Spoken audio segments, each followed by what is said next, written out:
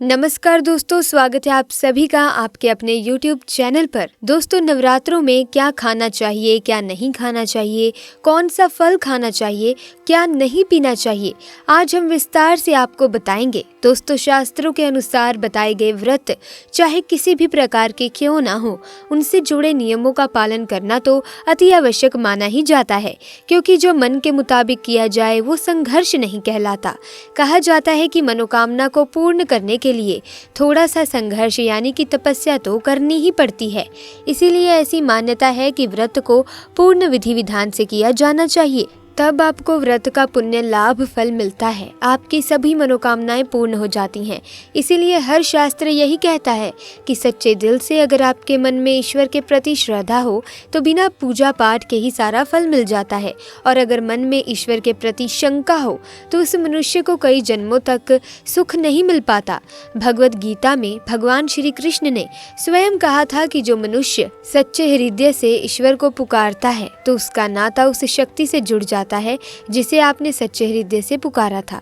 इसीलिए भगवान भी कहते हैं कि सच्चे हृदय से ही ईश्वर को पुकारे तो वो आपकी हर मनोकामना पूर्ण करते हैं। कई लोग ऐसे हैं दोस्तों जो भगवान के सामने घंटों पूजा पाठ करते हैं तथा रोते रहते हैं, फिर भी भगवान उनकी कभी सुनते नहीं। दरअसल जब आप सच्चे मन से ईश्वर को पुकारते ही नहीं है तो भला वो आपकी पुकार कैसे सुनेंगे।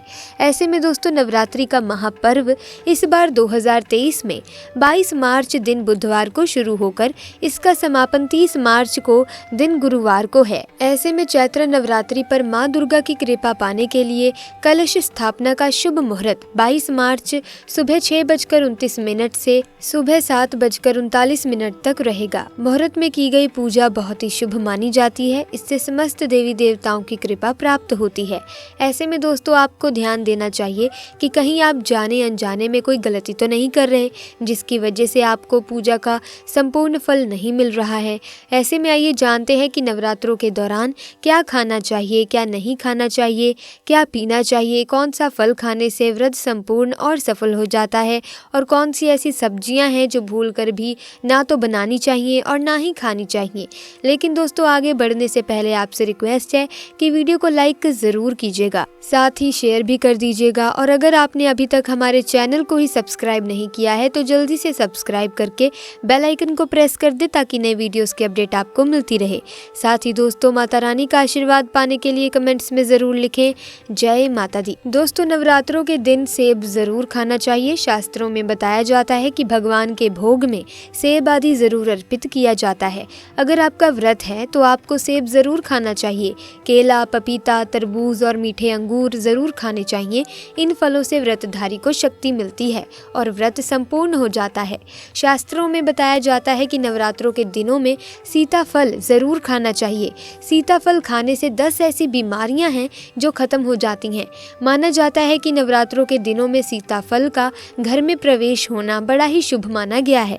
सीताफल खाने से नवरात्रि का व्रत सफल हो जाता है, क्योंकि इसमें माता सीता का आशीर्वाद मिला हुआ होता है।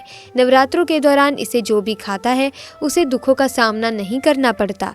सीताफल आपको जरूर खाना चाहिए। दोस्तों, नवरात्रों में व्रतधारी को डब्बा बंद लस्सी, डब्बा बंद जूस नहीं पीना चाहिए। उसमें कई केमिकल मिले हुए होते हैं जिसके कारण आपका व्रत टूट सकता है। जब भी आप फलों का जूस पिएं तो याद रखें उसमें नमक ना डालें, नहीं तो व्रत टूट जाएगा। साथ ही साथ जूस में बर्फ भी नहीं डालनी चाहिए। फलों का सादा जूस पीने से व्रत सफल होता है। दोस्तों, नवरात्रों के दौरान सिंघाड़े का आटा या कुट्टू का आटा खाने से पहले ये देख लें कि आटा पुराना तो नहीं, क्योंकि दोस्तों पुराने आटे में कीड़े वगैरह पड़ जाते हैं जिसके कारण आपका व्रत टूट सकता है, क्योंकि ये छोटे छोटे कीड़े हमें दिखाई तो देते नहीं हैं और आपके मुंह तक पहुंच जाते हैं। ऐसा आटा खाना मतलब कीड़े मकोड़ों का मांस खाने के बराबर माना गया है। दोस्तों, नवरात्रों के दौरान आप शाम के समय खाने में दही ले सकते हैं, आलू वगैरह खा सकते हैं, साबूदाने के टिकिया बनाकर खा सकते हैं, साबूदाने के और आलू के पापड़ भी खा सकते हैं। कई सब्जियां तो ऐसी हैं दोस्तों जो नवरात्रों के दौरान भोजन में शामिल कर सकते हैं। इससे आपको एनर्जी मिलेगी और व्रत सफल हो जाएगा। नवरात्रों के दौरान आप दूध पी सकते हैं जो आपको ताकत देगा। चाय वगैरह भी पी सकते हैं, लेकिन लेकिन याद रहे उसमें नमक ना डालें। एक बात का ध्यान रहे, व्रतधारी को पेट भर खाना यानी गले तक भोजन नहीं करना चाहिए, नहीं तो व्रत रखने का कोई भी फायदा नहीं होगा। थोड़ा थोड़ा खा सकते हैं। आइए अब जानते हैं कि नवरात्रि में कन्याओं को क्या खिलाना चाहिए और क्या नहीं, और कैसे करें कन्याओं का स्वागत। कन्या जब आपके घर आए तब दूध और पानी से उनके पैरों को धोना चाहिए। फिर उसके बाद कन्याओं को किसी साफ जगह पर ज़मीन पर कपड़ा बिछाकर बिठाना चाहिए। उनके माथे पर अक्षत, फूल और कुमकुम लगाना चाहिए। फिर उसके बाद भोजन ग्रहण करवाना चाहिए। लेकिन दोस्तों हमेशा याद रहे, कन्याओं की थाली में 3 पूरियां कभी ना रखें, इसे शुभ नहीं माना जाता। 3 पूरियां तथा 3 रोटियां मरने वाले व्यक्ति के लिए निकाली जाती हैं। ऐसे में कन्याओं को उनकी थाली में 3 पूरी का होना बहुत ही अशुभ माना जाता है। लेकिन 1-2 करके पूरी आप दे सकते हैं, इससे 3 की संख्या बट जाती है। दोस्तों कन्याओं को खाना खिलाने के बाद अंत में कन्याओं के सर पर लाल चुनरी उड़ानी चाहिए और भोजन में आपको खीर, पूड़ी, हलवा, चने तथा आलू की सब्जी, छोले वगैरह की सब्जी खिलानी चाहिए। पनीर आदि भी खिलाया जा सकता है, लेकिन भूल से भी लहसुन और प्याज का इस्तेमाल कभी ना करें, अन्यथा दोस्तों अनर्थ हो जाएगा। साथ ही दोस्तों 2 सब्जियां ऐसी हैं जो आपको भूल कर भी नहीं बनानी चाहिए। सबसे पहले तो दोस्तों नवरात्रि के दौरान आपको अपने घर में किसी भी तरह का मांस नहीं पकाना चाहिए, अंडे वगैरह नहीं बनाने चाहिए, वरना आप पाप के भागीदार बन सकते हैं। साथ ही कटहल की सब्जी या फिर मूंग की दाल भी आप अपने घर पर ना बनाएं। इसी के साथ दोस्तों अक्सर कई लोग कन्याओं को कुरकुरे का पैकेट, चिप्स वगैरह का पैकेट खिलाते हैं, जो कि घोर अनर्थ माना जाता है, क्योंकि इसमें लहसुन प्याज का इस्तेमाल होता है, जिसके कारण आपका व्रत खंडित हो सकता है। माँ दुर्गा हो सकती हैं क्रोधित।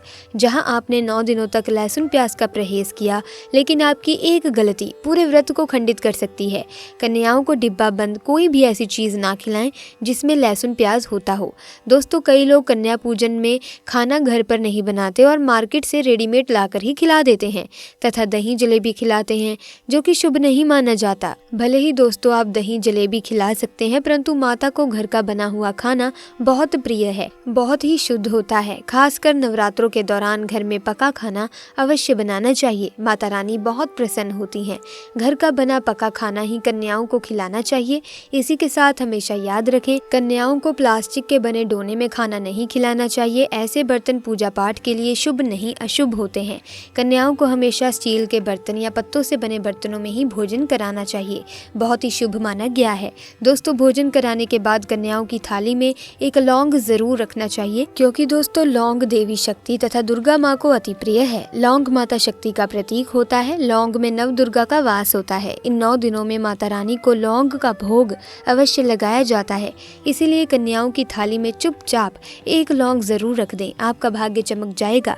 इसी के साथ दोस्तों माता लक्ष्मी आपके जीवन में धन की कोई कमी आने नहीं देंगी। आपको बता दें कि कन्याओं को उपहार में क्या दें। दोस्तों कन्याओं को खुश रखने के लिए उनकी थाली में दक्षिणा डालें, ताकि आपके घर में संपन्नता बनी रहे तथा धन की कोई भी कमी ना हो। कन्याओं को कोई सुंदर गिफ्ट दे सकते हैं। शास्त्रों में बताया जाता है कि कन्या जितनी खुश होती है, माता रानी उतना ही जल्दी फल की प्राप्ति प्रदान करती हैं। ऐसे में आप कन्याओं को चॉकलेट बॉक्स दे सकते हैं तथा खूबसूरत कपड़े भी दे सकते हैं। लेकिन दोस्तों याद रहे, काले कपड़े ना दें और स्टील के बर्तन भी गिफ्ट के तौर पर दे सकते हैं।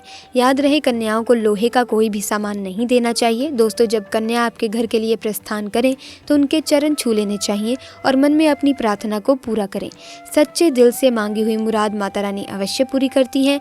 ऐसे में दोस्तों आज की वीडियो में बस इतना ही। वीडियो अच्छी लगे तो लाइक करें, शेयर करें और चैनल को सब्सक्राइब करके बेल आइकन को प्रेस कर दें, ताकि नए वीडियोस की अपडेट आपको मिलती रहे। आपका बहुत बहुत धन्यवाद।